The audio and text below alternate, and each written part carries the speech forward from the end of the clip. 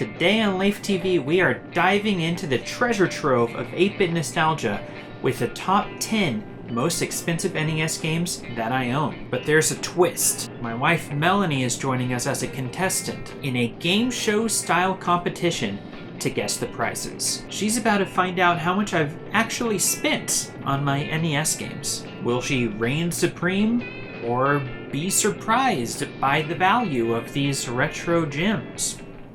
Let's watch. It could mean actual advances in the field of science. It's almost as if you've been doing too much science.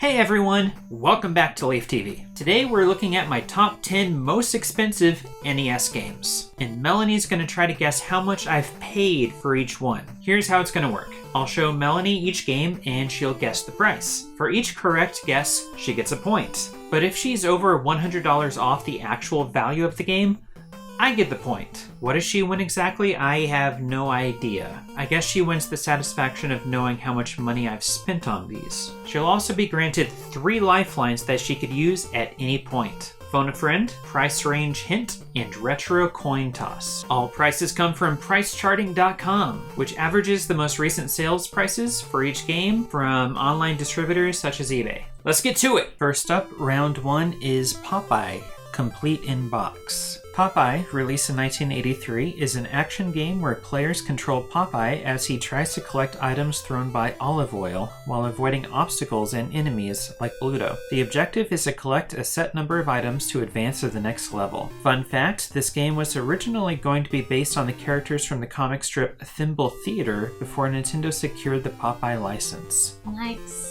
I did not have the NES, so I'm not as familiar with these games. The box is pretty tattered, but yeah, the game looks like it's in great condition.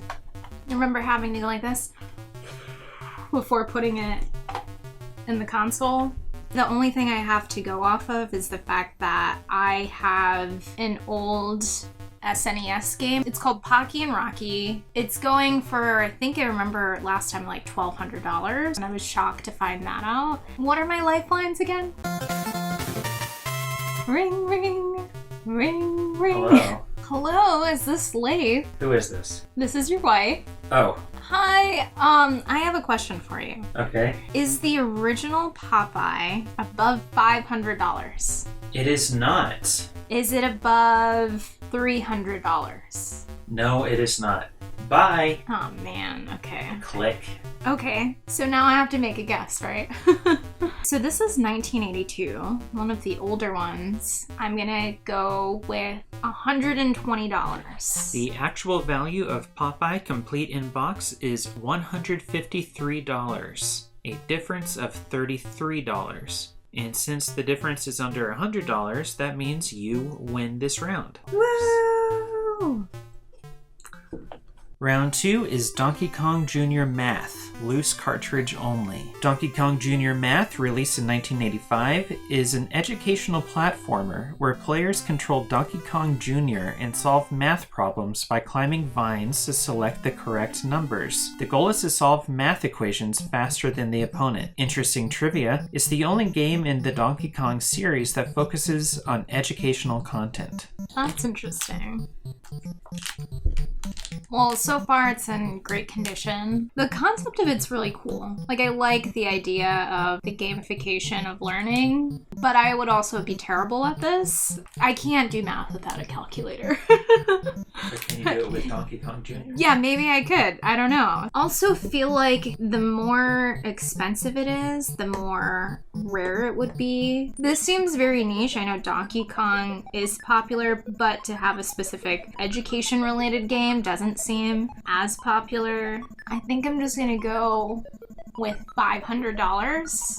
For some reason, that seems a bit much. The actual value of Donkey Kong Jr. Math is $160, a difference of $340. And since the difference is over $100, that means you lose this round. Damn it.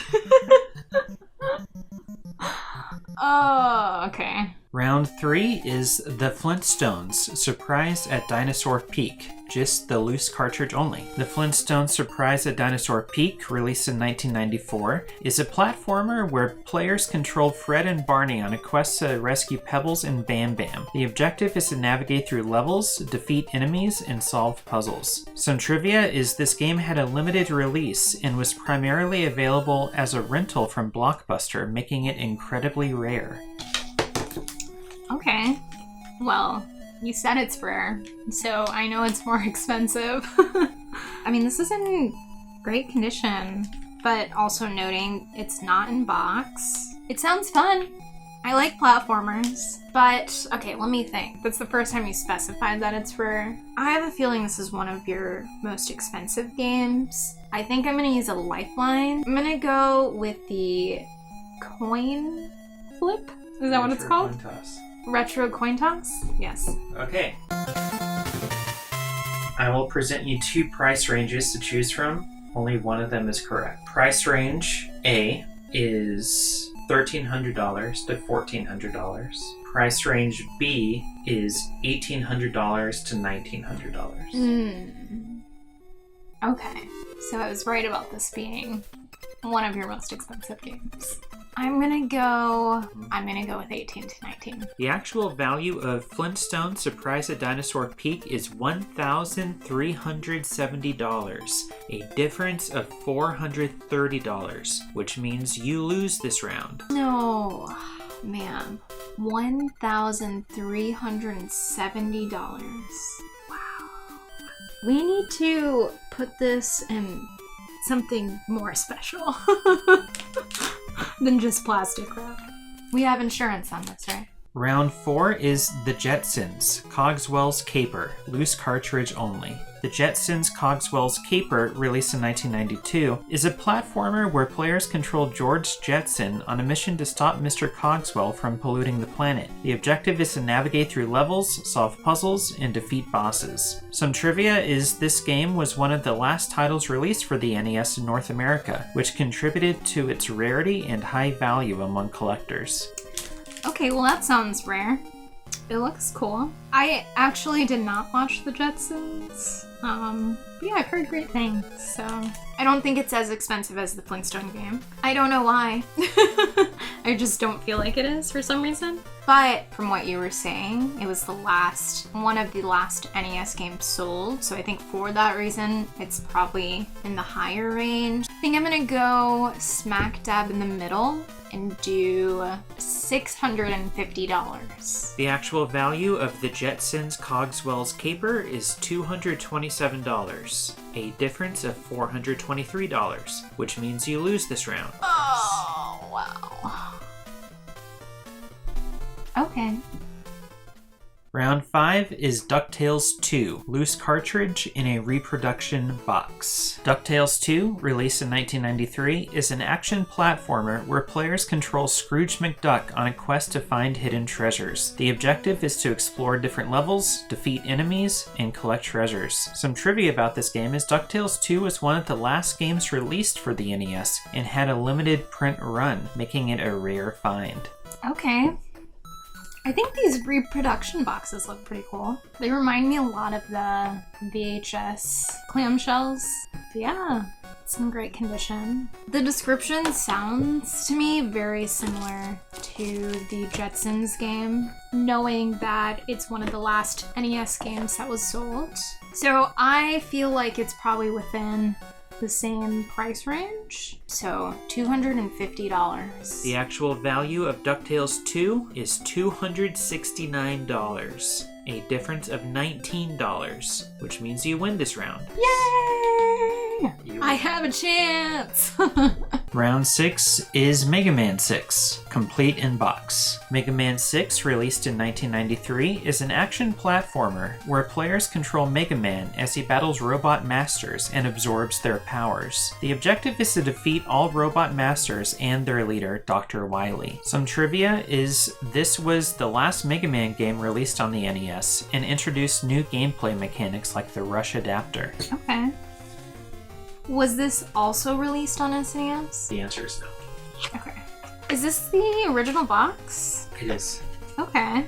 Apparently it belonged to Darren Liu at some point. has the box with it. So I think it's going to be a little bit more expensive. But how much more expensive? I think I'm going to do 300. The actual value of Mega Man 6 complete in box is $219, a difference of $81, which means you win. Yay! Okay, good. Round 7 is The Legend of Zelda, complete in box. The Legend of Zelda, released in 1986, is an action-adventure game where players control Link on a quest to rescue Princess Zelda and defeat Ganon. The objective is to explore dungeons, solve puzzles, and collect items to progress. Some trivia is it was one of the first games to feature a battery-backed save system, allowing players to save their progress. Well, I know this is a classic. I mean, it even says classic on the box, but does classic series mean something else? You can think of it as like a second print. Yeah, I love Zelda games. I know how popular they are. Maybe not as much as Mario. I think Mario is more popular than Zelda is. But because of the popularity, I feel like it actually wasn't as expensive. My inclination is it's in the hundreds. I'm gonna guess $150. The actual value of The Legend of Zelda complete in box is $173, a difference of $23, which means you win this round. Wow, I'm doing pretty good. Is this the original box as well? Wow, this is an amazing condition. There should be instructions and a map. Oh, cool. Yeah, I don't even want to open it. It's so crisp. I feel like it's rare to have a game this old be this nice. I am older than that game. Round 8 is Chip 'n Dale's Rescue Rangers 2, loose cartridge only. Chip 'n Dale Rescue Rangers 2, released in 1994, is an action platformer where players control Chip and Dale on a mission to stop the evil Fat Cat. The objective is to navigate through levels, defeat enemies, and rescue captured animals. Some trivia is the game featured 2-player cooperative gameplay and is one of the last Disney games released for the NES. Okay. I mean, I love the idea of it's saving captured animals. That's sweet. And it's co-op. I love co-op games. So this is in the SNES era. So far, those games have been in the 200 range. So that's my current inclination. I'm not sure how rare co-op games are and if that makes it more expensive. And then Chip 'n Dale as well. Like, I'm trying to think of how rare Chip 'n Dale was.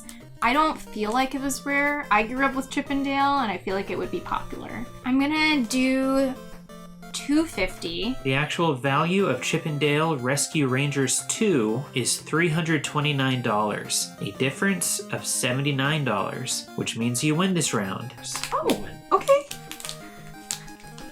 Nice. Round 9 is Devil World, loose cartridge only. Devil World, released in 1984, is a maze game similar to Pac-Man, where players control Tamagon, a dragon who must navigate mazes, collect items, and avoid enemies. The objective is to collect all the dots while avoiding the devil and his minions. Interesting fact, due to its religious themes, Devil World was never released in North America. I'm probably gonna use the lifeline for this.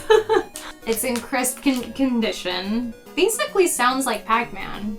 Knowing that Shigeru Miyamoto made it, I feel like that's what makes it so rare. Hinting at that it's more expensive.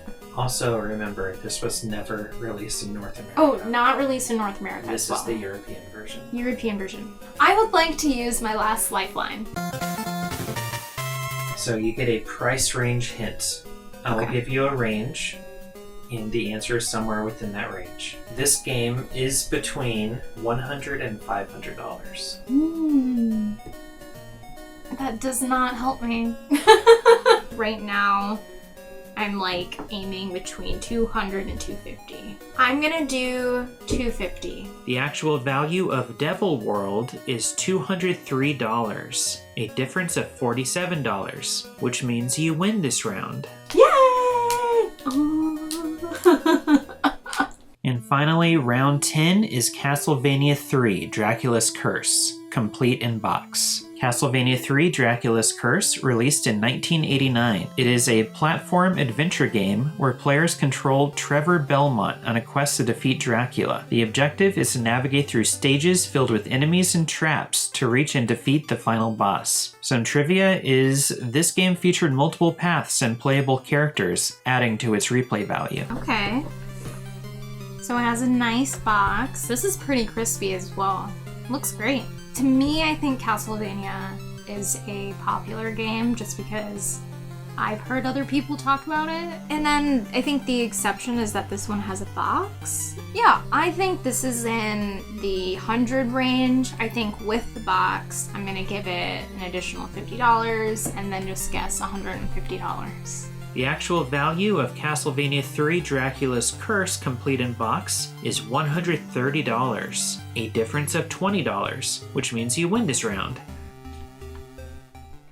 So there you have it, the top 10 most expensive NES games in my collection. Who is the winner? Melanie! You got 7 out of 10 correct. The loser? Probably me, since I don't plan on selling these anytime soon. Thanks for tuning in to LeifTV. If you enjoyed this retro game showdown, don't forget to hit that like button, subscribe, and ring the bell so you never miss another episode. Got a favorite retro game? Drop it in the comments below. And until next time, keep gaming, keep collecting, and remember, it's not a waste of money if it makes you happy. Right?